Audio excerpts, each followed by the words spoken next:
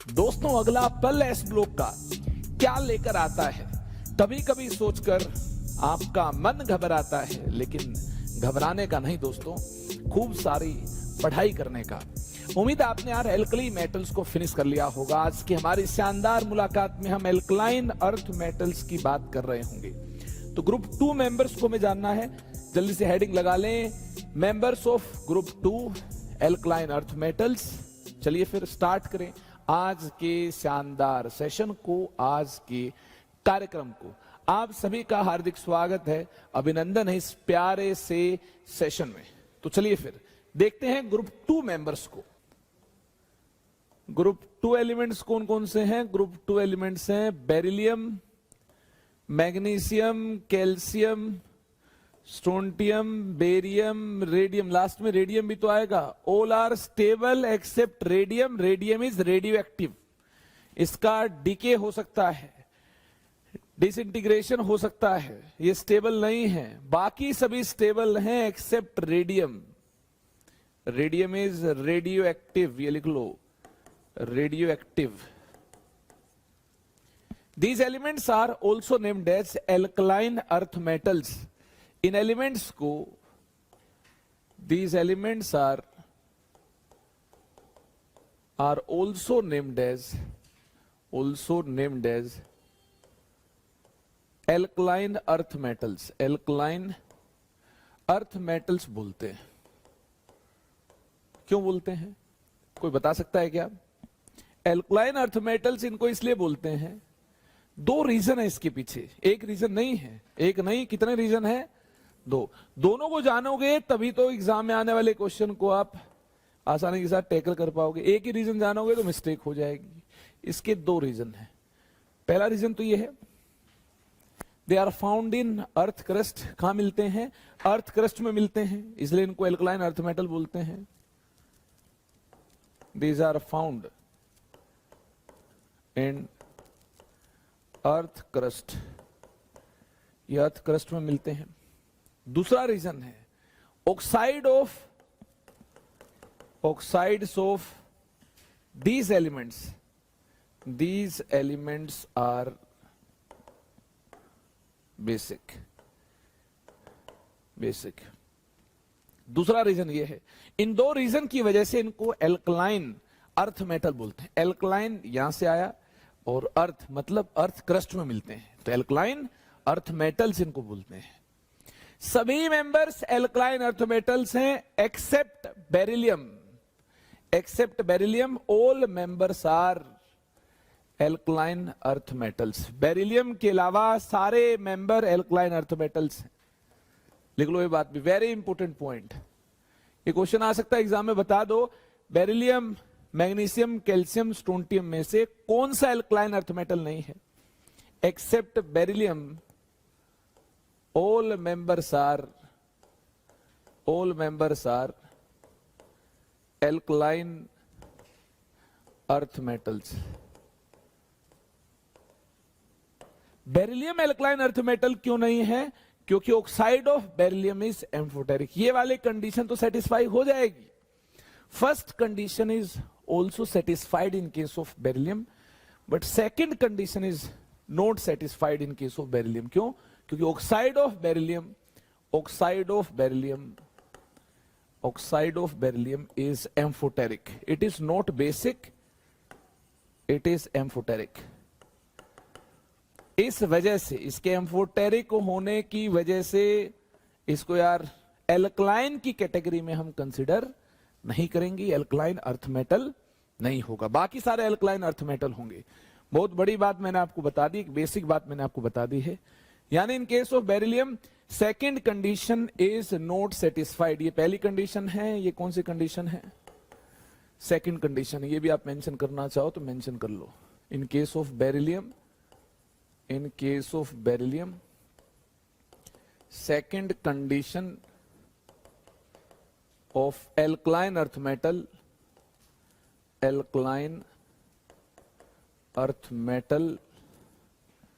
is not satisfied। ठीक है ना, सेकेंड कंडीशन सेटिस्फाइड नहीं होगी। आगे चल रहे होंगे, एटॉमिक प्रॉपर्टीज के बारे में बातचीत हम कर रहे होंगे। पॉइंट नंबर 1 देखिए, इनके बारे में खूब सारी हमें बातचीत करनी है। और पॉइंट नंबर 1 इस डिस्कशन में हमारे सामने, that is outer electronic configuration. Atomic property की हम सबसे पहले बात करेंगे, तो जल्दी से लिख लो, outer electronic configuration. Valence shell electronic configuration की बात करनी है। They contain 2 electrons in s subshell. हाँ, एस सबशेल में 2 इलेक्ट्रॉन पाए जाएंगे। एन क्या है? एन है प्रिंसिपल क्वांटम नंबर। एन क्या है? Principal quantum number of valence shell, valence और आउटर मोस्ट शेल, इसका प्रिंसिपल क्वांटम नंबर होगा। यानी एन जो होगा ये मैक्सिमम प्रिंसिपल क्वांटम नंबर होगा। आउटर मोस्ट शेल का principal quantum number, outermost shell तो बाहर वाली शेल होगी जिसके लिए एन की वैल्यू ज्यादा होगी, एन की वैल्यू मतलब मैक्सिमम होगी। यहां हमें मैक्सिमम वैल्यू ऑफ एन मिल रही होगी, मैक्सिमम वैल्यू ऑफ एन मिल रही होगी। ये पीरियड नंबर भी कहलाता है। मॉडर्न पीरियोडिक टेबल में ये पीरियड नंबर भी कहलाता है। जैसे आप जानते हैं, यहां पीरियड कौन सा है? सेकंड है। यहां पीरियड कौन सा है? थर्ड है, 4 है, 5 है, 6 है, 7 है। ये सारी कहानी आप जानते हैं। अगर हमें यहां पर इसकी वैलेंस शेल इलेक्ट्रॉनिक कॉन्फ़िगरेशन लिखनी हो तो क्या हो जाएगी? 2s2 इसकी लिखनी हो, 3s2, 4s2, 5s2, 6s2, 7s2। तो ध्यान से देखने पर आपको यार एक बात कॉमन नजर आ रही होगी, एक बात सेम मिल रही होगी कि इनकी वैलेंस शेल में 2-2 इलेक्ट्रॉन हैं। इसी वजह से इनको ग्रुप 2 में रखा है। एस ब्लॉक एलिमेंट क्यों है? Beryllium, magnesium, calcium, strontium, barium, radium, ये सभी एस ब्लॉक एलिमेंट्स क्यों हैं? क्योंकि लास्ट इलेक्ट्रॉन एस सबशेल में एंटर हो रहा है। These are s block elements. इनको एस ब्लॉक एलिमेंट्स भी बोला जाता है। Last electron enters to s subshell. इन केसेस में लास्ट इलेक्ट्रॉन, अंतिम electron enters to s subshell. Final electron s subshell में एंटर हो रहा है। इस वजह से ग्रुप 2 के मेंबर्स को एस ब्लॉक एलिमेंट्स बोला गया है। और एल्कलाइन अर्थ मेटल्स क्यों बोला गया? इसकी 2 कंडीशन है। सेकंड वाली कंडीशन बेरिलियम के केस में सेटिस्फाई नहीं होगी, इसलिए बेरिलियम एल्कलाइन अर्थ मेटल नहीं है। बाकी मेंबर्स एल्कलाइन अर्थ मेटल्स हैं। पॉइंट नंबर 2, ऑक्सीडेशन स्टेट और वैलेंसी की बात की जाए, दे एग्जिबिट +2 ऑक्सीडेशन स्टेट। दे exhibit +2 oxidation state. +2 oxidation state exhibit कर रहे होंगे। इस पॉइंट को नोट कर लो, बस इतना ही नोट कर लो। They exhibit +2 oxidation state in combined state, combined form. ये +2 ऑक्सीडेशन स्टेट एग्जिबिट कर रहे होंगे कंबाइंड स्टेट में, कंबाइंड फॉर्म में। आगे देखिए, atomic and ionic radii down the group move करने से नंबर ऑफ सेल्स इंक्रीज कर रही होंगी, है ना? सेल्स का एडिशन होगा, एक के बाद एक सेल इंक्रीज कर रही होगी। तो ऐसे केस में हम क्या बोल देंगे? डाउन द ग्रुप मूव करेंगे। On moving down the group, beryllium से लेकर अगर हम जा रहे हैं रेडियम तक, डाउन द ग्रुप मूव कर रहे हैं, तो नंबर ऑफ सेल्स इंक्रीज कर रही हैं, नंबर ऑफ सेल्स इंक्रीज कर रही हैं, जिस वजह से साइज और रेडियाई इंक्रीज हो रहा होगा। एटॉमिक साइज जो है, रेडियाई की टर्म्स में हम यार कंपेयर करते हैं, रेडियाई इंक्रीज हो रहा है तो हम क्या बोल देंगे? एटॉमिक साइज भी इंक्रीज हो रहा होगा। नंबर ऑफ सेल्स इंक्रीज करने की वजह से रेडियाई इंक्रीज कर रहा होगा, हम बोल देंगे साइज भी नीचे हमें ज्यादा मिल रहा होगा। बड़े एटम्स नीचे मिल रहे होंगे, ऊपर छोटे एटम्स मिल रहे होंगे। रेडियाई कम है ऊपर, नीचे रेडियाई ज्यादा है तो बड़े एटम्स हमें मिल रहे होंगे। इसके बाद देखिए, काफी सारी चीजें हमें देखनी हैं। Atomic number down the group increase होगा। बेरिलियम का कितना होगा? 4 लिख लो, एटॉमिक नंबर लिख लो। मैग्नीशियम का कितना होगा? 12। कैल्शियम का कितना होगा? 20। स्ट्रोंटियम का कितना होगा 38, बेरियम का कितना होगा 56, रेडियम का कितना होगा 88। ये इनके एटॉमिक नंबर होंगे। याद करने में प्रॉब्लम होती है, केवल बेरिलियम का याद कर लो, केवल बेरिलियम का याद कर लो और मैजिक नंबर्स का आइडिया रखो। डाउन द ग्रुप मूव करने पर दो सक्सेसिव एलिमेंट्स के एटॉमिक नंबर का जो गैप मिलता है ये 8, 8, 18, 8, 8, 18 और यहां देखना कितना है 18 है और यहां देखिए 32। ये जो गैप है एटॉमिक नंबर का इसको मैजिक नंबर भी बोलते हैं। ये इनके मैजिक नंबर है 8, 8, 18, 18, 32। एक का याद रखो, उसके बाद 8 प्लस कर दो, 8 प्लस फिर कर दो, फिर 18 प्लस करो, फिर 18 प्लस करो, लास्ट में 32 प्लस कर दो। आपको यार एटॉमिक नंबर की पूरी कहानी मिल जाएगी। हाँ, कुछ तो याद करना होगा, मैजिक नंबर याद कर लो। यही मैजिक नंबर्स आपको कहां मिल रहे होंगे, ग्रुप 2 से लेकर ग्रुप 7 तक आपको यही मैजिक नंबर्स, सॉरी पीरियड 2 से लेकर पीरियड 7 तक आपको यही मैजिक नंबर्स ग्रुप 1 के एलिमेंट्स के केस में भी मिल रहे होंगे। बस वहां हाइड्रोजन आ जाता है पीरियड 1 के अंदर, उसकी वजह से पहला जो मैजिक नंबर है वो 2 मिलता है, बाद वाले तो ऐसे मिलते हैं 8, 8, 18, 18, 32। याद आया होगा आपको, नहीं याद आया तो पेज पलट कर देख लेना आप लोग पीछे। एटॉमिक मास यार इंक्रीज करता, एटॉमिक नंबर इंक्रीज होगा, नंबर ऑफ इलेक्ट्रॉन इंक्रीज होंगे, नंबर ऑफ प्रोटॉन इंक्रीज होंगे, नंबर ऑफ न्यूट्रॉन इंक्रीज हो रहे होंगे, तो एटॉमिक मास भी इंक्रीज होगा। एटॉमिक मास को लर्न करने की जरूरत नहीं होगी, एग्जाम में आपको दिया होगा। एटॉमिक नंबर याद होना चाहिए, एटॉमिक मास याद हो ये जरूरी नहीं है, आप इसको इग्नोर भी कर सकते हो। गलती से याद हो जाए तो अच्छी बात है, नहीं याद हो रहा है तो आप इग्नोर करो, आगे बढ़ जाओ। इलेक्ट्रॉनिक कॉन्फ़िगरेशन की बात करें, सभी की वैलेंस शेल में देखना यार 2-2 इलेक्ट्रॉन है, 2-2 इलेक्ट्रॉन है, ये बात तो सही है। लेकिन कॉन्फ़िगरेशन को रिप्रेजेंट करना हो, बेरिलियम के लिए कॉन्फ़िगरेशन को रिप्रेजेंट करना हो, यहां तो हीलियम जैसी कॉन्फ़िगरेशन हो जाएगी। दूसरे पीरियड में है तो क्या लिख दोगे आप 2s2। यहां देखिए यहां तक तो नियोन जैसी कॉन्फ़िगरेशन हो जाएगी, तीसरे पीरियड में है तो वैलेंस शेल कॉन्फ़िगरेशन ये लिख दो। यहां तक तो आर्गन जैसी कॉन्फ़िगरेशन हो जाएगी, फोर्थ पीरियड में है तो कॉन्फ़िगरेशन क्या हो जाएगी वैलेंस शेल की 4s2। ये तो 5वें पीरियड में है, यहां तक कॉन्फ़िगरेशन सेम हो जाएगी, फिर 5s2 लिख दो, कोई टेंशन नहीं है। यहां तक कॉन्फ़िगरेशन सेम हो जाएगी, फिर आप 6th पीरियड में है तो क्या लिख दो 6s2 लिख दो। रेडोन यहां तक कॉन्फ़िगरेशन सेम हो जाएगी, फिर क्या लिख दो 7s2 लिख दो। इस प्रकार से आप शानदार अंदाज में इनकी कॉन्फ़िगरेशन को भी रिप्रेजेंट कर पाओगे। आयोनाइजेशन एंथैल्पी की बात की जाए, आयोनाइजेशन एंथैल्पी क्या है बोलो, आयोनाइजेशन एंथैल्पी क्या है, minimum amount of energy required to remove an electron from isolated gaseous atom, outermost shell of isolated gaseous atom. ये हम डेफिनेशन पीरियोडिक प्रॉपर्टीज में देख चुके हैं।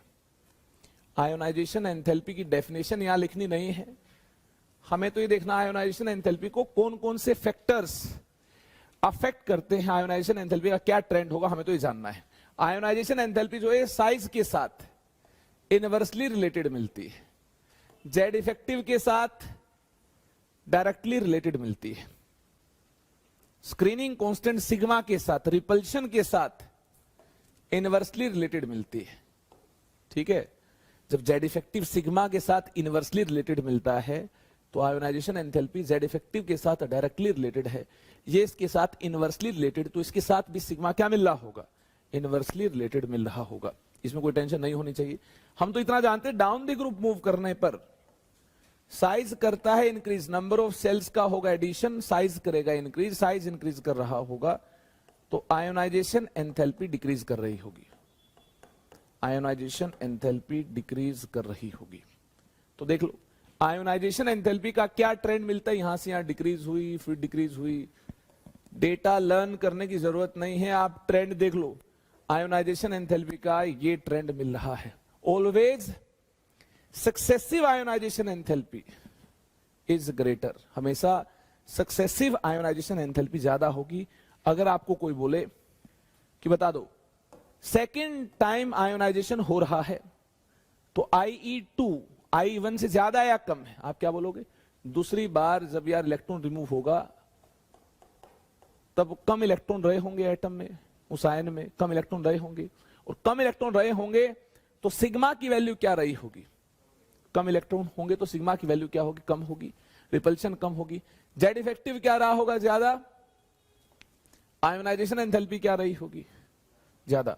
जो आप दूसरी बार इलेक्ट्रॉन निकाल रहे होगे तो इलेक्ट्रॉन कम है, रिपल्शन कम है, सिग्मा की वैल्यू कम है, जेड इफेक्टिव ज्यादा है, तो ज्यादा एनर्जी लग रही होगी दूसरी बार इलेक्ट्रॉन निकालने के लिए। मतलब सक्सेसिव वैल्यू आयोनाइजेशन एंथैल्पी की क्या मिलेगी? हर बार जब बाद वाला इलेक्ट्रॉन निकालेंगे, एक निकालने के बाद वाले इलेक्ट्रॉन को निकाल रहे होंगे, तो सक्सेसिव वैल्यू क्या मिल रही होगी? ज्यादा मिल रही होगी। इस पॉइंट को भी आप नोट कर लो। अगर सेकेंड आयोनाइजेशन एंथैल्पी को कंपेयर करेंगे, देखना फर्स्ट आयोनाइजेशन एंथैल्पी से सेकेंड का डेटा क्या मिल रहा है? ज्यादा। और डाउन द ग्रुप मूव करेंगे, सभी से पहले एक एक इलेक्ट्रॉन निकाल लिया है, सभी से दूसरा इलेक्ट्रॉन आप निकाल रहे हो, सभी का आयनिक रेडियाई जो है इंक्रीज कर रहा है। जैसे एटॉमिक रेडियाई इंक्रीज कर रहा था, वैसे आयनिक रेडियाई भी डाउन द ग्रुप क्या होगा? इंक्रीज। तो इस प्रकार से आयोनाइजेशन एंथैल्पी क्या करेगी? आयोनाइजेशन एंथैल्पी इस प्रकार से डिक्रीज कर रही होगी। लेकिन लेकिन लेकिन यहां देखना, रेडियम के केस में आयोनाइजेशन एंथैल्पी ज्यादा मिल रही है। ये ध्यान देने वाली बात है। रेडियम के केस में आयोनाइजेशन एंथैल्पी बेरियम से ज्यादा मिल रही है, क्योंकि यहां 4f इन्वॉल्व है। यह आयोनाइजेशन एंथैल्पी इसलिए ज्यादा, यहां 4f इन्वॉल्व है। कॉन्फ़िगरेशन लिखकर आप देखेंगे तो आपको पता चल रहा होगा यहां पर 4f इन्वॉल्व है। 4f की इन्वॉल्वमेंट की वजह से जेड इफेक्टिव इंक्रीज हो जाएगा। और ये ध्यान रखना है, रेडियम की first and second ionization enthalpy barium की फर्स्ट एंड बेरियम की सेकेंड आयोनाइजेशन एंथैल्पी से क्या मिलती है?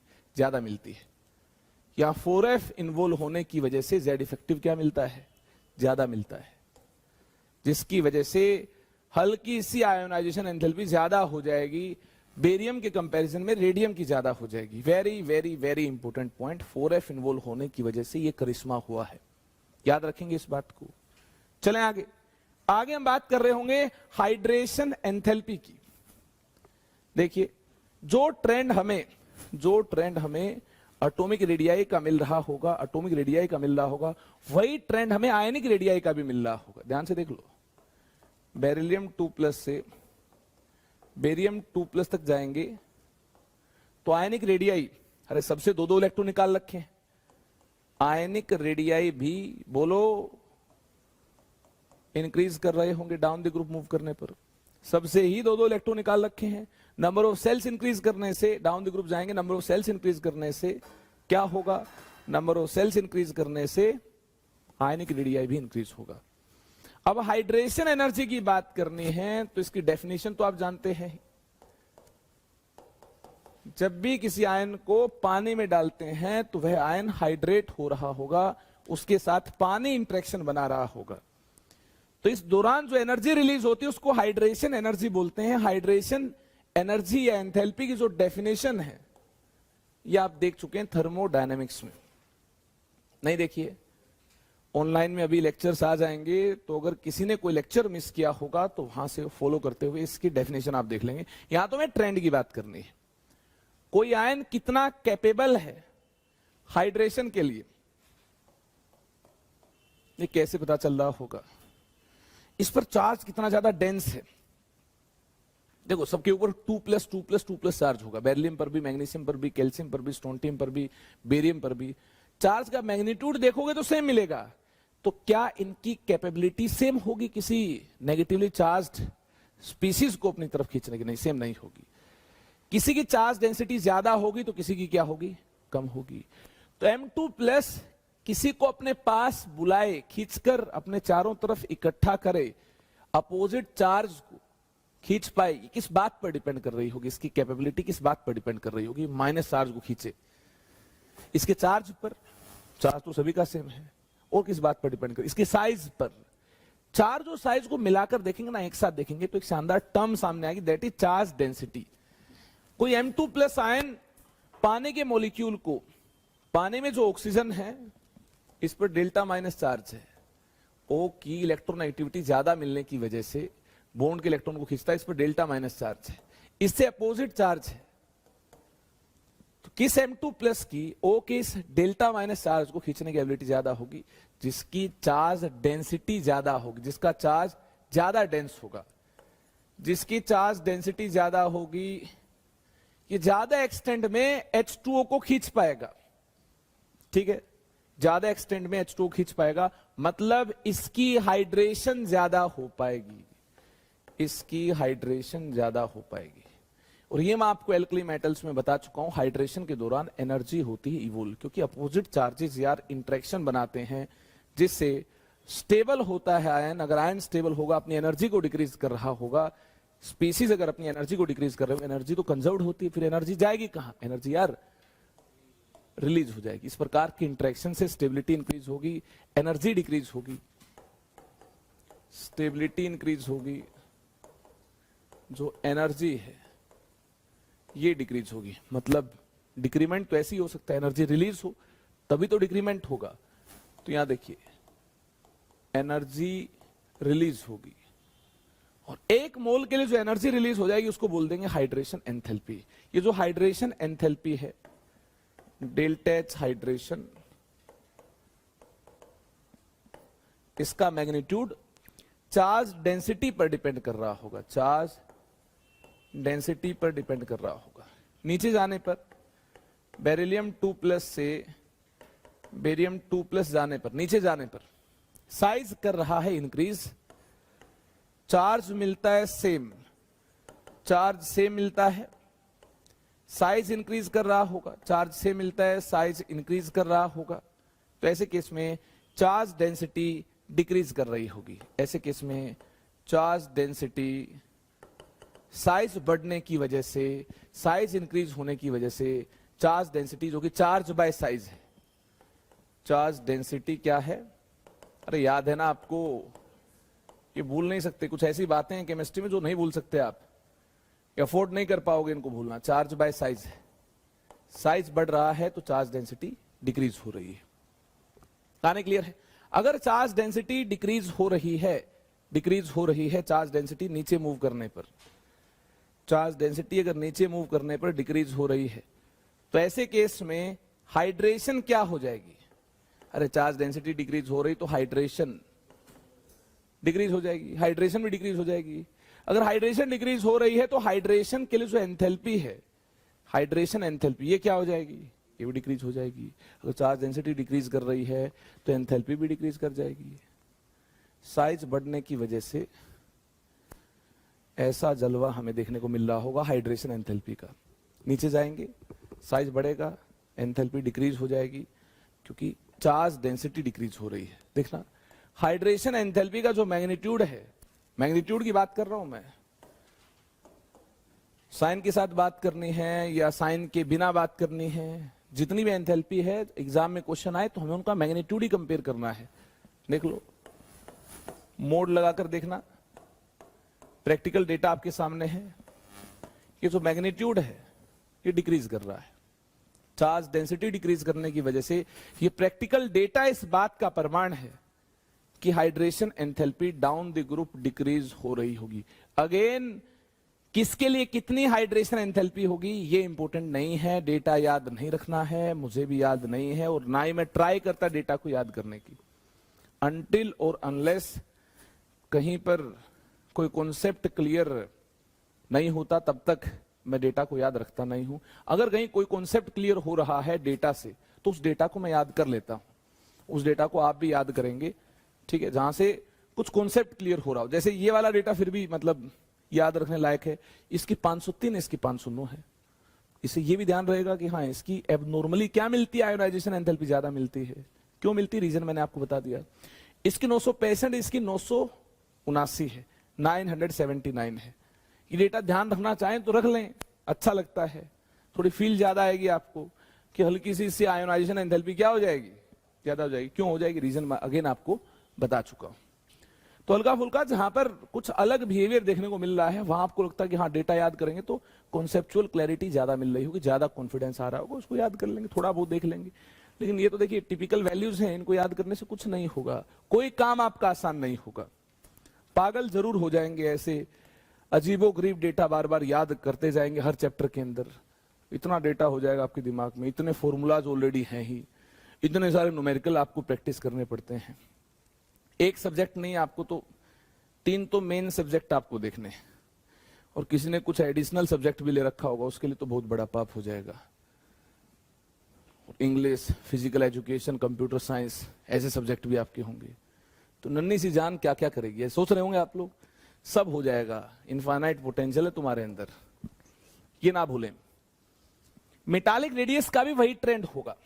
कैसा ट्रेंड होगा? जैसा एटॉमिक रेडियस का होगा, जैसा आयनिक रेडियस का होगा, वैसा ही ट्रेंड यार यहां भी देखने को मिल रहा है। वो डाउन द ग्रुप मूव करने पर radii number of shells increase करने की वजह से इंक्रीज कर रहा होगा। इसको अलग से देखने की जरूरत नहीं है। आयनिक रेडियस के बारे में हमने ऑलरेडी बात कर ली है। Melting point down the group move करने पर डिक्रीज कर रहा होगा। Melting point down the group move करने पर डिक्रीज कर रहा होगा। छोटे एटम स्ट्रोंगर बॉन्ड बनाते हैं, सारे बच्चे जानते हैं, लेकिन मेल्टिंग पॉइंट केवल बॉन्ड स्ट्रेंथ पर डिपेंड नहीं करेगा। ये तो हम सब जानते हैं, melting point metallic bond strength पर डिपेंड करता है। हाँ, इस पर तो करता ही है, लेकिन केवल इस पर ही डिपेंड करेगा? नहीं नहीं नहीं, ऐसा नहीं होगा। मेल्टिंग पॉइंट जो है, आपको बता दूं आपकी नॉलेज के लिए, ये डिपेंड करता है स्ट्रेंथ ऑफ मेटालिक बॉन्ड पर। स्ट्रेंथ ऑफ मेटालिक बॉन्ड पर। क्या केवल मेटालिक बॉन्ड की स्ट्रेंथ पर ही? नहीं नहीं नहीं नहीं, इसके अलावा ये डिपेंड कर रहा होगा वेट पर भी, एटॉमिक वेट पर भी। ये डिपेंड कर रहा होगा पैकिंग पर भी। इफेक्टिवनेस ऑफ पैकिंग कितनी ज्यादा है, पैकिंग ज्यादा इफेक्टिव, ज्यादा अच्छी है, तो मेल्टिंग पॉइंट यार रिलेटिवली क्या मिलेगा आपका? क्या मिलेगा? ज्यादा मिलेगा। ठीक है, तो स्ट्रेंथ ऑफ मेटालिक बॉन्ड कैसे डिसाइड होगी? साइज से। छोटे एटम स्ट्रोंगर बॉन्ड बनाएंगे, smaller atoms form stronger bonds, ठीक है ना, ये स्ट्रोंगर बॉन्ड बनाएंगे, तो साइज छोटा होगा। ऐसे केस में मेल्टिंग पॉइंट ज्यादा मिल रहा होगा, मेल्टिंग पॉइंट ज्यादा मिल रहा होगा। तो देखिए, जो एक्सपेक्टेड ऑर्डर है, एक्सपेक्टेड जो ऑर्डर है, ये क्या है? According to bond strength. हाँ, ज्यादा डोमिनेटिंग तो यार ये वाला फैक्टर होगा, according to bond strength. Expected order जो है वो ये होना चाहिए, ये होना चाहिए। लेकिन लेकिन लेकिन ऐसा होगा नहीं, ऐसा होगा नहीं। जो एक्चुअल ऑर्डर हमें देखने को मिलता है, एक्चुअल ऑर्डर जो हमें देखने को मिलता है मेल्टिंग पॉइंट का, एक्चुअल ऑर्डर जो हमें देखने को मिलता है, that is different from expected order. और डिफरेंट कैसे है? डिफरेंट ऐसे है, देखिए, जो मैग्नीशियम है, ध्यान से सुना मेरी बात, जो मैग्नीशियम है ये लास्ट में मिलता है। इसकी बेकार पैकिंग की वजह से ये जल्दी मेल्ट हो जाता है, जल्दी मेल्ट हो जाता है। ध्यान रखना है, very important. Melting point magnesium का कहां मिलता है? लास्ट में मिलता है, मतलब यहां से यहां मिलता है मैग्नीशियम। आई होप आपने इसको याद कर लिया होगा। याद कर लिया है तो देखिए, जो एक्चुअल ऑर्डर है, बेरिलियम, कैल्शियम, स्ट्रोंटियम, बेरियम, और सबसे पीछे रह जाएगा इस रेस में कौन? मैग्नीशियम। तो ये ऑर्डर, ये ट्रेंड हमें देखने को मिल रहा होगा। प्रैक्टिकल डेटा ये बात कहता है। अब मेल्टिंग पॉइंट के बारे में तो बात कर ली, बॉइलिंग पॉइंट की बात की जाए, boiling point BP, blood pressure नहीं है ये। बहुत सारे बच्चे तो गोली लेते होंगे आजकल ब्लड प्रेशर की, सुनता हूं मैं, देखता भी हूं काफी सारे बच्चे यार शुगर, ब्लड प्रेशर, इस एज में ही मतलब स्ट्रगल कर रहे हैं इन चीजों से। खाने पीने का ध्यान रखते नहीं है, बर्गर, पिज्जा, अजीब वो गरीब चीजें खाते रहते हैं, जोमेटो करते रहते हैं, घर वालों से चोरी चोरी कुछ भी ऑर्डर करते रहते हैं, बाहर का खाना खाते हैं। यही होगा फिर, और क्या होगा? मेडल तो मिलेगा नहीं। बॉइलिंग पॉइंट किन बातों पर डिपेंड कर रहा है वो बताइए? स्ट्रेंथ ऑफ मेटालिक बॉन्ड पर, यह भी डिपेंड कर रहा होगा। ये इस बात पर भी ज्यादा डिपेंड कर रहा होगा कि एटॉमिक वेट किसका ज्यादा है तो बॉइलिंग पॉइंट ज्यादा मिलेगा। इन दोनों को एक साथ कंसिडर करना है, तो एक साथ कंसिडर किया जाएगा तो मंजर कुछ ऐसा होगा, एक साथ कंसिडर किया जाएगा। यहां भी एक्सेप्शन देखने को मिलता है, जैसा हमें मेटालिक बॉन्डिंग की स्ट्रेंथ से लग रहा है वैसा नहीं होगा, मंजर कुछ अलग ही होगा। देखिए ये सबसे बाद में मिलेगा, मैग्नीशियम तो मेल्टिंग पॉइंट के ऑर्डर में भी सबसे बाद में मिल रहा था, ये सबसे यहां भी बाद में ही मिलेगा। देख लो सबसे बाद ही मिलेगा, सबसे कम है मेल्टिंग पॉइंट, बॉइलिंग पॉइंट किसका, मैग्नीशियम का। लेकिन लास्ट में जो हमें बेरियम और रेडियम दिखाई दे रहे हैं, बेरियम और रेडियम दिखाई दे रहे हैं, इनको उठा लो, ये यहां आएंगे। जहां से आपने मैग्नीशियम को हटाया है वहां बेरियम रेडियम को उठाकर पटक दो, पटक दोगे तो देखिए क्या मिल रहा होगा। मैंने कैसे याद किया हुआ है, बड़ी चालाकी के साथ मैंने इनको याद किया हुआ है। देखिए पहले मिल रहा होगा एक्चुअल ऑर्डर में, पहले क्या मिल रहा होगा, एक्चुअल ऑर्डर में पहले बेरिलियम होगा। इसके बाद देखिए यहां बी है तो बी से स्टार्ट होने वाला कोई दूसरा एलिमेंट होगा, बी ए। यहां ए है तो बी ए के साथ क्या, देखिए आर ए, आर ए आ जाएगा। यहां ए है तो बी ए के साथ क्या आ जाएगा, आर ए आ जाएगा, जो उसके साथ में है। जो बी ए के बाद ए है तो देखना यहां भी देखना बाद वाला लेटर क्या होगा, ए होगा, और बी ए के बाद क्या मिल रहा है, आर ए मिल रहा है। बेरियम के बाद क्या मिलेगा, रेडियम मिलेगा। यहां ए है तो ऐसा ही एक और एलिमेंट भी तो है, कैल्शियम, और कैल्शियम के बाद क्या मिलता है, स्टोंटियम, और मैग्नीशियम तो लास्ट में होगा ही। ऐसे जुगाड़ू तरीके से मैंने इसको याद किया हुआ, याद हो जाए तो अच्छी बात है, नहीं तो अपनी कोई टेक्निक तरकीब आपके पास है तो उसे याद कर लो, याद होना चाहिए, ये इंपॉर्टेंट है। डेंसिटी की बात करें, अगेन डेंसिटी भी यार डिपेंड कर रही होगी पैकिंग पर, पैकिंग पर डिपेंड कर रही होगी डेंसिटी। वैसे तो मास बाय वॉल्यूम है, कहीं मास डोमिनेट कर रहा होगा, कहीं वॉल्यूम डोमिनेट कर रही होगी, तो डेंसिटी का ट्रेंड कुछ ऐसा मिलता है, first density decreases then density increases. Calcium तक डेंसिटी डिक्रीज करती है, कैल्शियम तक डेंसिटी डिक्रीज करती है, फिर देखना डेंसिटी इंक्रीज कर रही होगी। तो डेंसिटी का जो ऑर्डर मिलता है ये भी देखिए यार बड़ा हैरान करने वाला ऑर्डर मिलता है।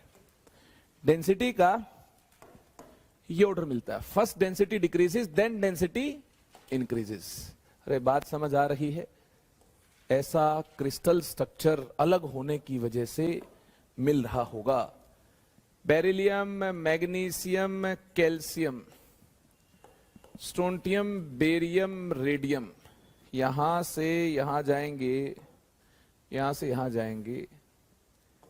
डेंसिटी देखना यहां से यहां तक, यहां से यहां तक डेंसिटी डिक्रीज कर रही होगी, डिक्रीज कर रही होगी, फिर इसके बाद डेंसिटी इंक्रीज कर रही होगी, इसके बाद डेंसिटी इंक्रीज कर रही होगी। तो इस प्रकार से डेंसिटी डिक्रीज हुई, बेरिलियम, मैग्नीशियम, कैल्शियम, और फिर डेंसिटी इंक्रीज हुई, एसआर, बीए, आरए। और ये बता दूं, इन एलिमेंट्स की डेंसिटी इनमें से किसी भी एलिमेंट की डेंसिटी से कंपेयर करने पर कम ही मिलेगी। इन एलिमेंट की डेंसिटी इनमें से किसी एलिमेंट की डेंसिटी से कंपेयर कर लो, कम ही मिलेगी, कम ही मिलेगी। तो यार और अच्छे से इसको अगर आप डिस्क्राइब करना चाहेंगे तो सबसे कम डेंसिटी किसकी होगी, कैल्शियम की, इससे ज्यादा मैग्नीशियम की, इससे ज्यादा बेरिलियम की, और इनकी डेंसिटी इनमें से किसी भी एलिमेंट की डेंसिटी से क्या होगी, कम ही होगी, कम ही होगी। तो भैया फिर इसके बाद देखना कौन मिलेगा, इसके बाद एसआर, फिर ये सबसे ज्यादा डेंसिटी किसकी मिल रही होगी, रेडियम की, ये ऑर्डर मिल जाएगा। Density first decreases then increases, ये तो काम है ही, ये बात तो है ही, ये काम तो करना ही है, ये बात तो हमें अंडरस्टैंड कर ही लेनी। इसके अलावा इनमें से किसी भी एलिमेंट की डेंसिटी, इनमें से किसी भी एलिमेंट की डेंसिटी से कंपेयर करने पर ये टाइप 1 है, ये टाइप 2 है। टाइप 1 एलिमेंट की डेंसिटी टाइप 2 एलिमेंट की डेंसिटी से कम ही मिलेगी। किसी भी एलिमेंट को उठा लो टाइप 1 एलिमेंट्स में से, और किसी भी एलिमेंट को उठा लो टाइप 2 एलिमेंट्स में से, कंपेयर करने पर टाइप 1 एलिमेंट की जो डेंसिटी होगी क्या होगी, कम होगी। तो एग्जैक्ट ऑर्डर कैसा होगा? एग्जैक्ट ऑर्डर ऐसा होगा। तो ये ऑर्डर आप तब लिख पाओगे जब इस प्रकार से कंपैरिजन करोगे और इस बात को ध्यान में रखोगे।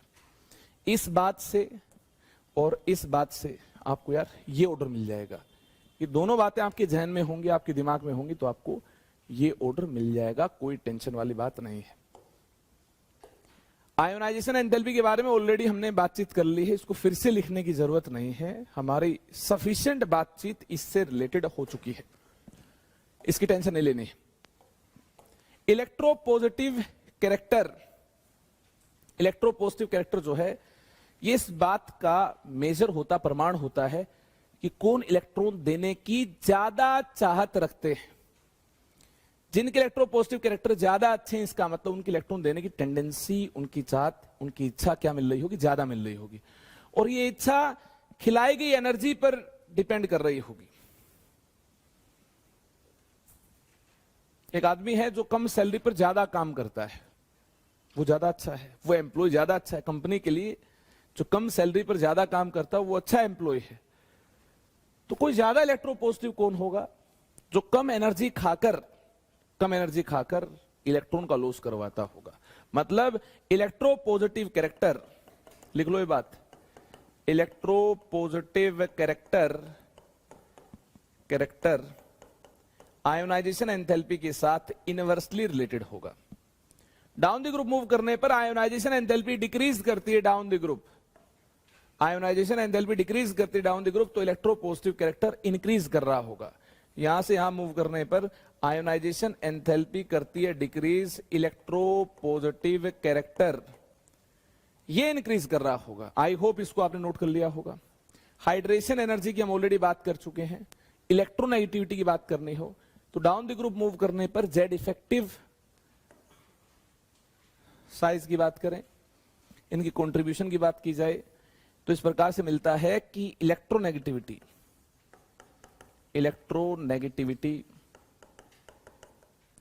Tendency to attract shared pair of electrons, इस टेंडेंसी को, इस एबिलिटी को क्या बोलते हैं?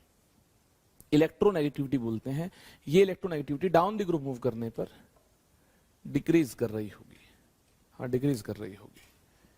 जेड इफेक्टिव और साइज के कंट्रीब्यूशन से हम देखेंगे, पोलिंग स्केल पर बात करेंगे तो electronegativity down the group move करने पर डिक्रीज कर रही होगी। Beryllium to barium ability to attract shared pair of electrons decrease कर रही होगी। डेंसिटी का ट्रेंड हम देख चुके हैं, फिजिकल प्रॉपर्टीज को हम अलग से नहीं देखने वाले हैं क्योंकि ऑलरेडी उस टेबल में देख चुके हैं। डेंसिटी का trend, hardness, melting point, boiling point, ये तमाम बातें हमारी ऑलरेडी हो चुकी हैं।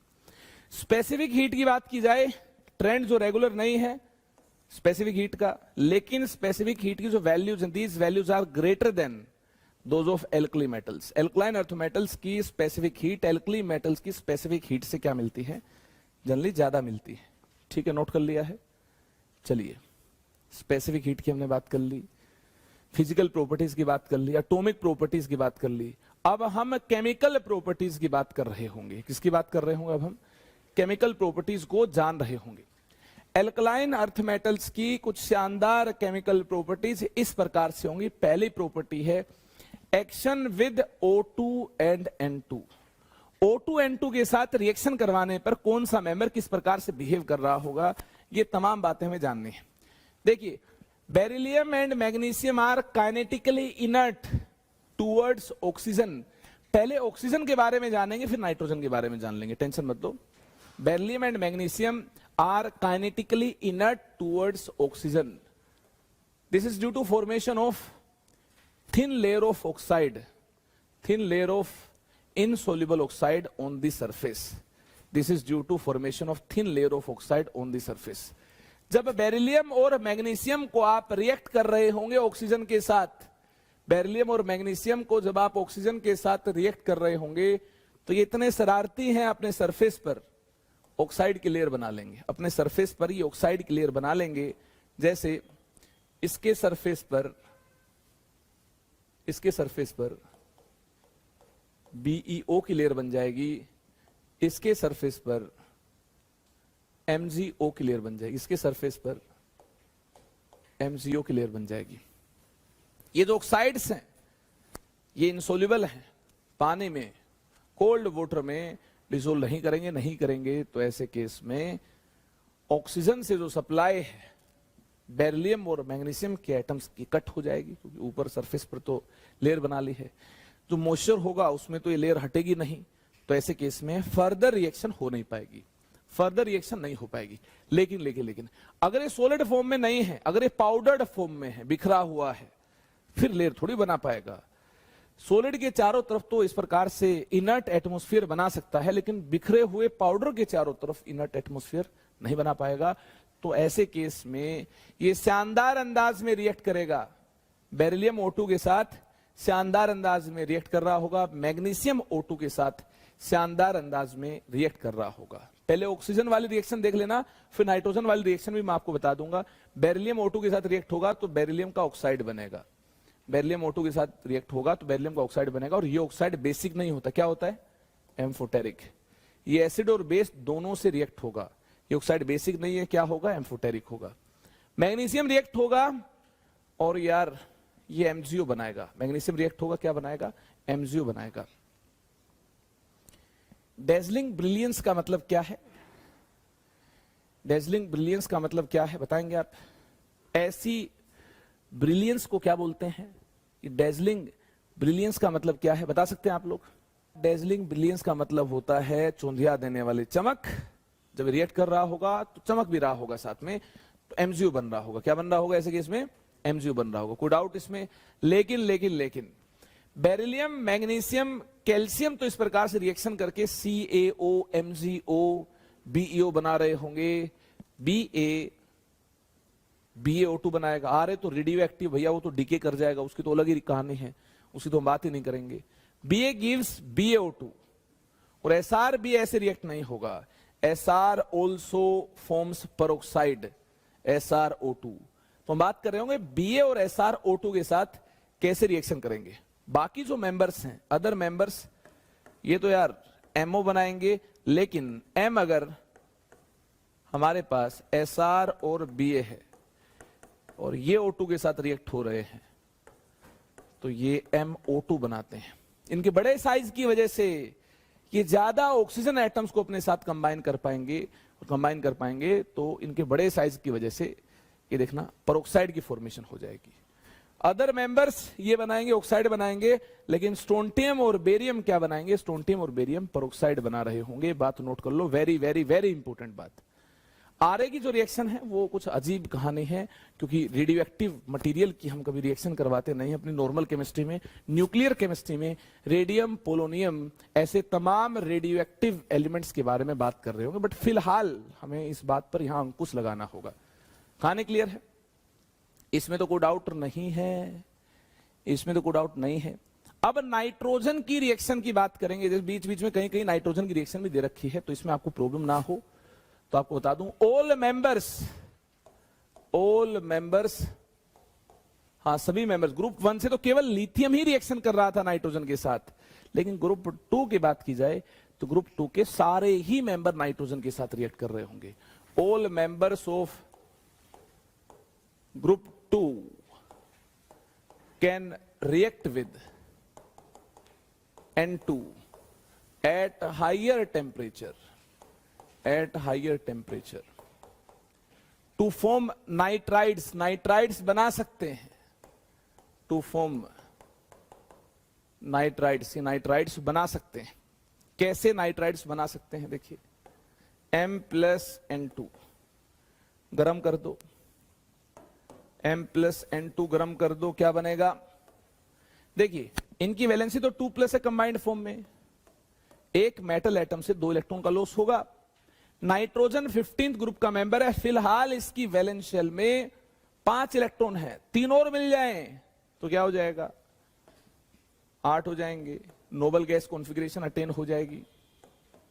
3 और मिलने से आयन जो मिलता है ये है नाइट्राइड आयन। क्या मिलता है? नाइट्राइड।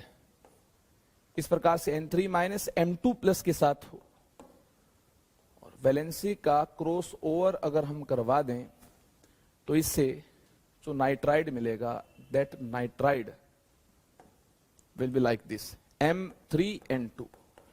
नाइट्राइड ऐसा बनेगा। ऐसे नाइट्राइड्स को एसिड के साथ ट्रीट करने पर, पानी के साथ ट्रीट करने पर अमोनिया गैस इवोल्व कर रही होगी। ऐसे नाइट्राइड को अगर फर्दर हम ट्रीट कर दें एसिड के साथ, पानी के साथ, क्या होगा? ऐसे तमाम सवालात आपको एग्जाम में देखने को मिल सकते हैं कि पानी के साथ ट्रीट कर दिया, HCl के साथ ट्रीट कर दिया, बताइए क्या होगा? पानी में भी H+ आयंस होंगे, HCl में भी H+ आयन होंगे, HCl का सॉल्यूशन होगा, एक्वा सॉल्यूशन होगा, इसमें H+ आयन होंगे। ये H+ आयन N3- के साथ रिएक्ट हो जाए। जरा सोचिए, जरा इस मंजर को याद कीजिए, N3- के साथ H+ आयंस अगर रिएक्ट हो जाए तो क्या होगा? H+ आयंस अगर रिएक्ट हो रहे हो तो क्या होगा? ये बात आपको क्रिस्टल क्लियर होगी कि हाँ तो यार अमोनिया गैस इवोल्व हो जाएगी। कौन सी गैस इवोल्व हो जाएगी? अमोनिया गैस इवोल्व हो जाएगी। जरा ध्यान से देखिए, यहां अमोनिया गैस इवोल्व होगी, H+ यहां भी है तो यहां भी अमोनिया गैस इवोल्व होगी। H+ का जो काउंटर आयन है Cl-, that Cl- if combines with M2+, then we get MCl2। क्या मिलेगा? MCl2 मिलेगा। यहां जो काउंटर आयन होगा H+ के अलावा जो आयन होगा that is OH-। OH- combine कर रहा होगा तो यहां क्या मिलेगा? MOH2। क्या मिलेगा? MOH2। ध्यान रखिए, इस प्रकार से नाइट्राइड को हाइड्रोलाइज करवा दिया गया हो या फिर एसिड के साथ ट्रीट कर दिया गया हो, और ये तो आप देख ही चुके हैं, सारे मेंबर्स नाइट्राइड बनाएंगे। खुलकर जीना है, सारे मेंबर्स को खुलकर जीना है, सारे मेंबर्स नाइट्राइड बनाएंगे। लेकिन ग्रुप 1 के केस में ऐसा नहीं था। केवल एक ही मेंबर नाइट्राइड बना रहा था। याद है आपको? डिफरेंस समझ पा रहे हो आप लोग? कौन सा मेंबर नाइट्राइड बना रहा था? केवल लिथियम बना रहा था, सोडियम नहीं बना रहा था, पोटासियम नहीं बना रहा था। आपको याद होगा ग्रुप 1 के केस में लिथियम ऑक्साइड बना रहा था, सोडियम ने पेरोक्साइड बनाया था और बाकी ने सुपर ऑक्साइड बनाया था। ग्रुप 1 से ग्रुप 2 तक जब हम आएंगे ना यार, यहां आएंगे, ग्रुप 1 से ग्रुप 2 तक आएंगे तो साइज डिक्रीज क्या होगा?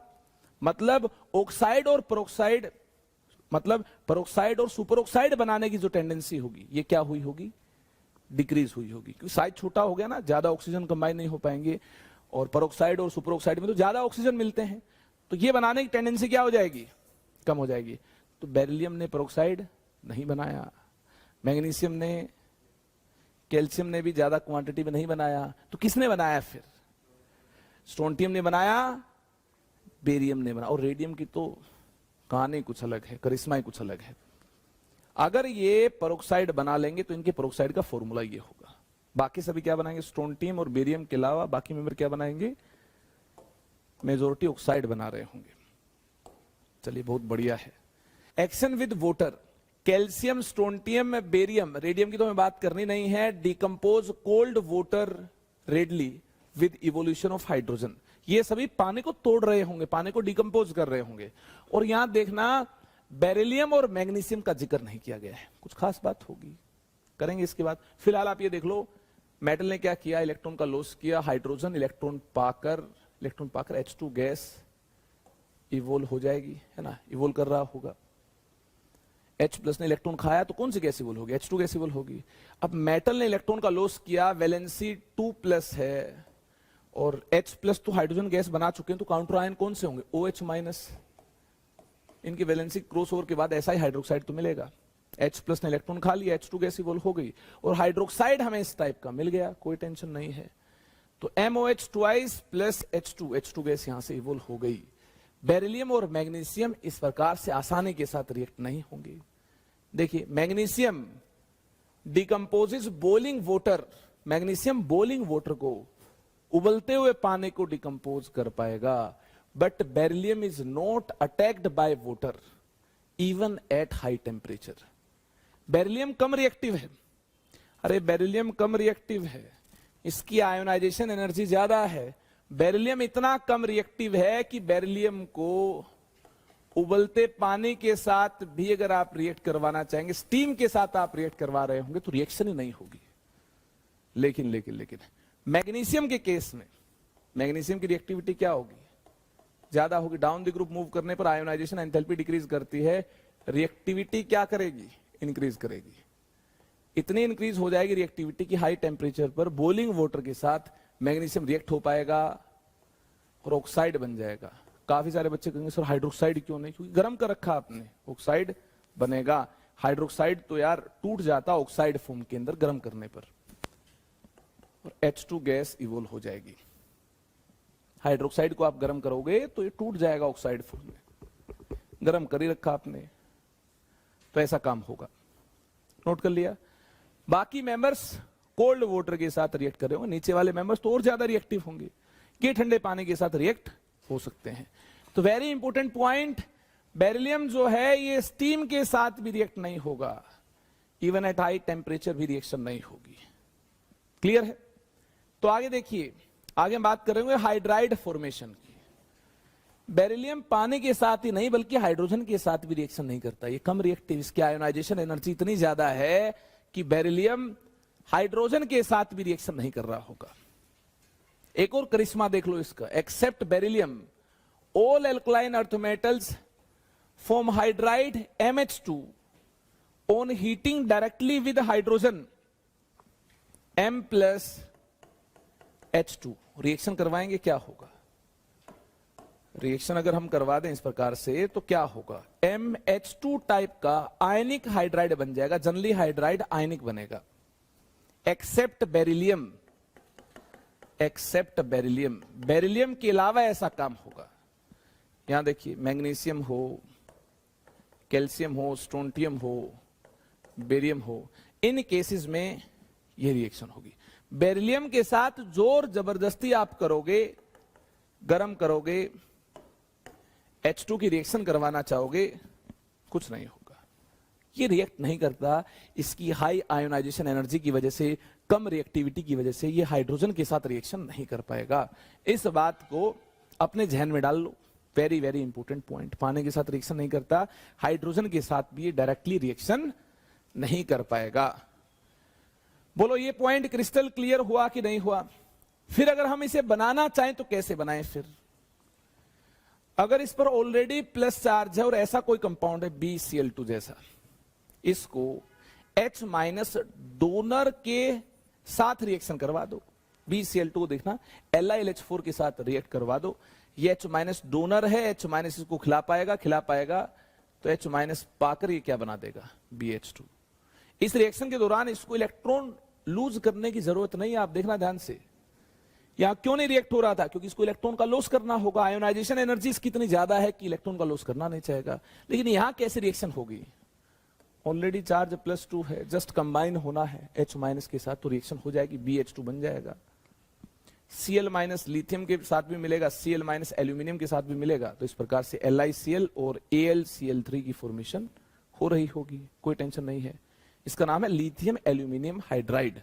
तो इस पॉइंट को नोट कर लो, BH2 is prepared by action of LiLH4 lithium aluminium hydride on BCl2। Beryllium 2+ किसमें है? इन BCl2 है, तो BCl2 को किससे रिएक्ट करवा लो आप? H माइनस डोनर से, ताकि B2+ के साथ H माइनस कंबाइन हो जाए और क्या मिल जाए हमें?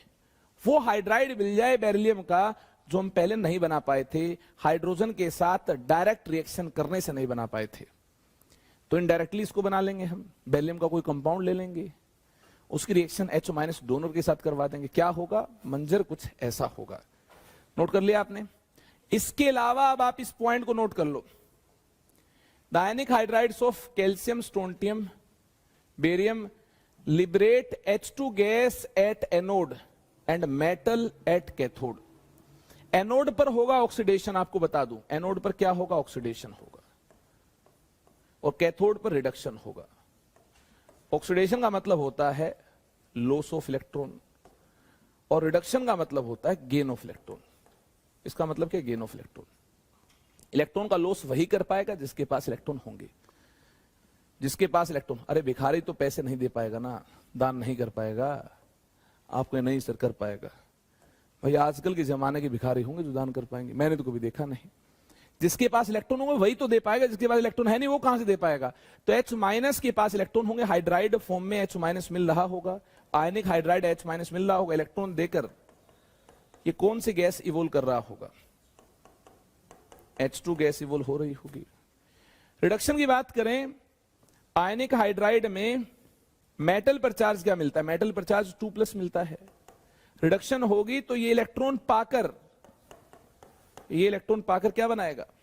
M2+ को अगर आप 2 इलेक्ट्रॉन खिला दो तो इलेक्ट्रॉन पाकर क्या बनाएगा, M सॉलिड की फॉर्म में डिपॉजिट हो जाएगा।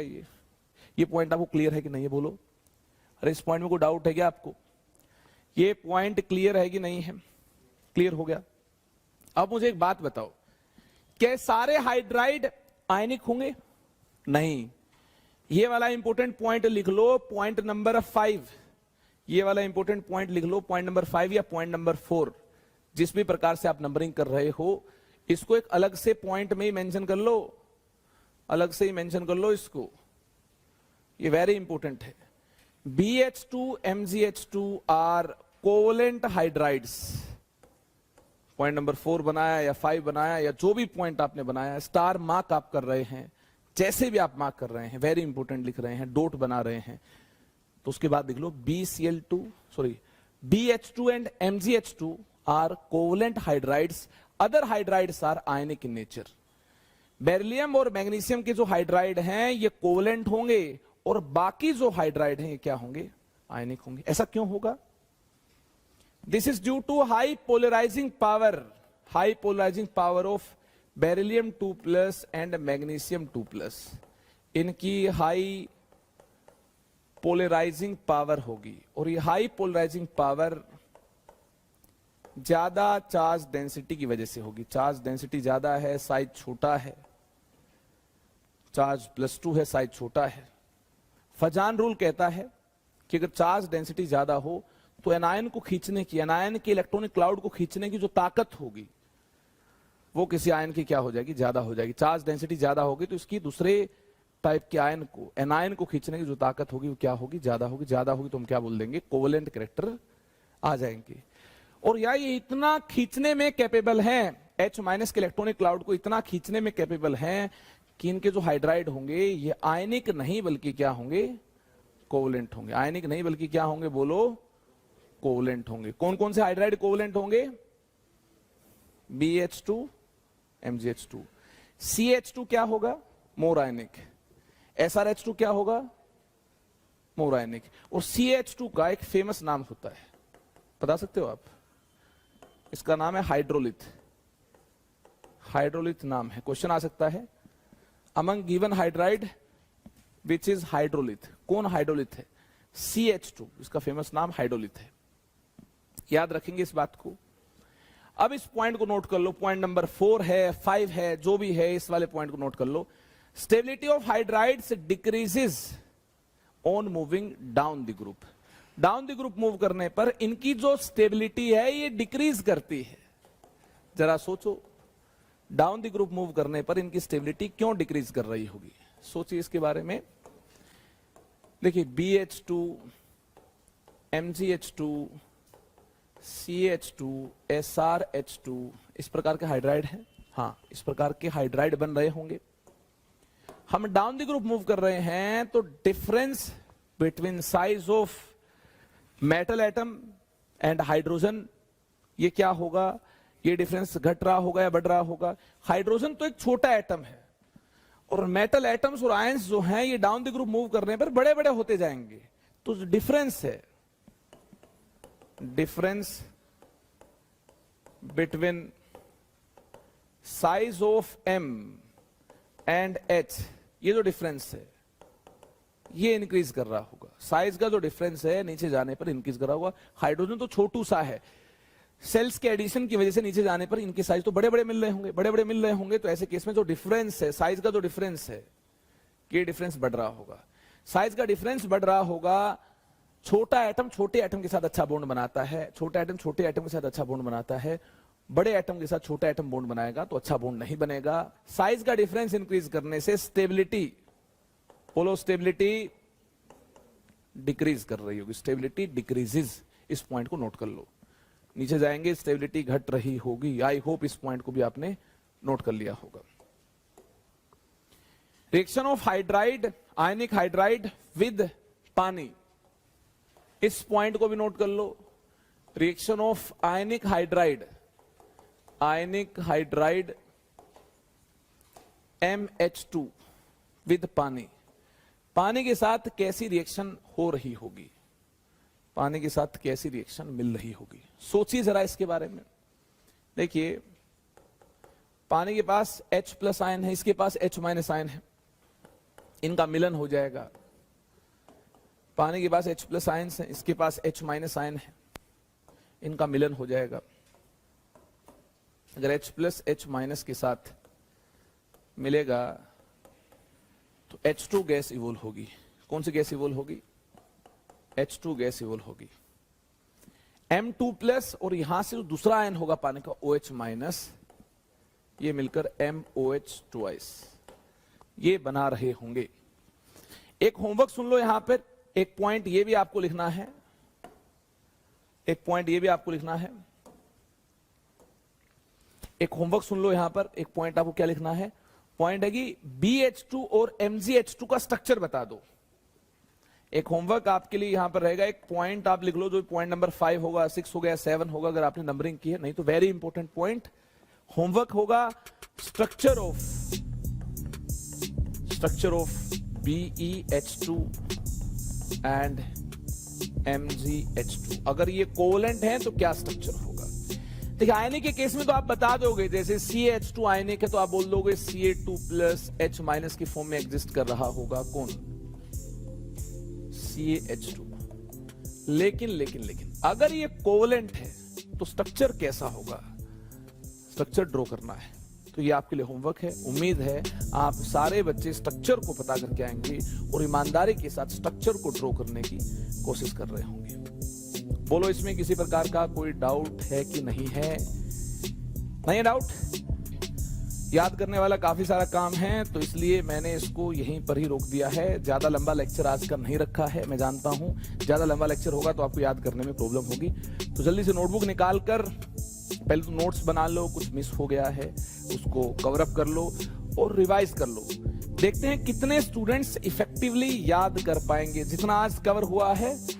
और याद करने में आपको कॉन्फिडेंस आना चाहिए, ये नहीं कि मुझे सुनाएंगे तभी आपको समझ आएगा कि हाँ आपको याद हो गया। आपको जब अच्छा फील होने लग जाए कि हाँ तसल्ली हो गई, हमें आने लग गया है, एग्जाम में क्वेश्चन आएगा, कोई इंफॉर्मेशन होगी, हम नहीं भूलेंगे, इसका मतलब आपको परफेक्टली याद हो गया है। बार बार रिवाइज करना होगा। 25 से 30 बार आप एस ब्लॉक एलिमेंट्स को रिवाइज करेंगे तो जो रियल वाला कॉन्फिडेंस है ना, जितना मतलब हमें हार्डवर्क करना चाहिए किसी काम को करने के लिए, एस ब्लॉक एलिमेंट्स को कवर करने के लिए, वो काम आपका तब फिनिश होगा जो आप 25 से 30 बार मिनिमम रिवाइज कर लेंगे। आप क्या करते हैं, 1-2 बार रिवाइज करते हैं, याद हो भी जाता है क्योंकि दिमाग अच्छा आपका, यंग जनरेशन का दिमाग तो यार अच्छा है ही, ये तो मानता ही हूं। लेकिन कुछ दिन के बाद जितना जल्दी आपने उसको सीखा है, नई जनरेशन में ये बड़ी मतलब कमी है, कमी लगा लो या फिर ऊपर वाले की देन लगा लो, जो भी है, कि यंग जनरेशन जितना जल्दी सीखती है उतना जल्दी उनके दिमाग से भी निकल जाती है चीजें। कि आपके पास एक्स्ट्रा करिकुलर एक्टिविटी जितनी सारी होती हैं, इतने सारे काम होते हैं आप लोगों को, कि आप फिर पढ़ाई को, उस बात को जो क्लास में कवर हुई है, कम इंपोर्टेंस देने लगते हो, टाइम के साथ भूलने लगते, पता भी नहीं चलता। 1-2 महीने बाद पता चलता है, अच्छा 1-2 महीने, अरे आयनिक की तो फॉर्मूला ही याद नहीं है। थर्मोडायनेमिक्स में कितने लॉ थे? 2 थे या 3 थे या चौथा भी कोई था? गिब्स भैया के बाद भी कोई आया था, आइंस्टाइन आया था। ऐसी बहकी बहकी बातें कर रहे होगे तुम लोग। तो ऐसी बातें ना करो। तो उसके लिए रिवीजन का टाइम पर होना बहुत जरूरी है। जितना लेक्चर अटेंड करना, नोट्स बनाना जरूरी है, उससे ज्यादा जरूरी है रिवीजन टाइम पर करना। ठीक है, तो आज की कहानी में बस इतना ही। अगले लेक्चर में हम इसको पैक कर रहे होंगे, एल्कलाइन अर्थ मेटल्स को कुछ और कंपाउंड्स के साथ, और यहाँ जो भी केमिकल प्रॉपर्टीज का डिस्कशन है इसके साथ इसको हम खत्म कर रहे होंगे। आज के लिए बस इतना काफी है।